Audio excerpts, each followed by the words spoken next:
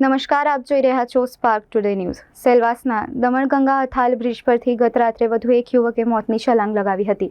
જોકે સદનસીબે ફાયર અને પોલીસનો કાફલો તાત્કાલિક ઘટના સ્થળે દોડી જતા નદીમાં કૂદેલા યુવકને બચાવી લેવાયો હતો। જે યુવક મૂળ યુપીનો અને સેલવાસની પ્રમુખ વિહાર સોસાયટીમાં રહેતા 21 વર્ષીય ઉમેશ કુમાર અરવિંદે ગઈકાલ રાત્રે દોડતો આવીને દમણગંગાના અથાલ બ્રિજ પરથી સીધો નદીમાં કૂદી પડ્યો હતો।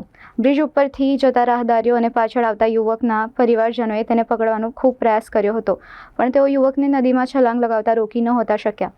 જે બાદ બનાવની જાણ સેલવાસ પોલીસ અને ફાયરની ટીમને કરાતા પોલીસ અને ફાયરનો કાફલો તાત્કાલિક ઘટના સ્થળે દોડી આવ્યો હતો અને નદીમાં કૂદેલા યુવકની શોધખોળ હાથ ધરીને તેને બેભાન હાલતમાં બહાર કાઢ્યો હતો, જ્યાંથી તેને સારવાર અર્થે હોસ્પિટલમાં લઈ જવામાં આવ્યો હતો। હાલ યુવક આઈસીયુમાં સારવાર હેઠળ છે। પારડીની પાર નદીની જેમ સેલવાસની દમણગંગાના બ્રિજ પણ સુસાઇડ પોઈન્ટ તરીકે કુખ્યાત બની રહ્યા છે। બ્રિજ પર આત્મહત્યાના બનાવો અટકાવવા પોલીસ કર્મીઓ મૂકવામાં આવ્યા હોવા છતાં પણ આવા બનાવો અટકવાનું નામ નથી લેતા। अभी जो नरौली ब्रिज पे जो घटना हुआ है, क्या हुआ है, क्या लगते हैं आपके? उसका भाई है। क्या हुआ था जो यहाँ पे इस तरीके का वाक्य हुआ? वो कूद गया। क्या नाम है उनका? उम्र क्या होगी लगभग? 21। कहाँ के रहने वाले हैं? यूपी। ओके। यहाँ कहाँ पे रहते थे? प्रमुख बिहार।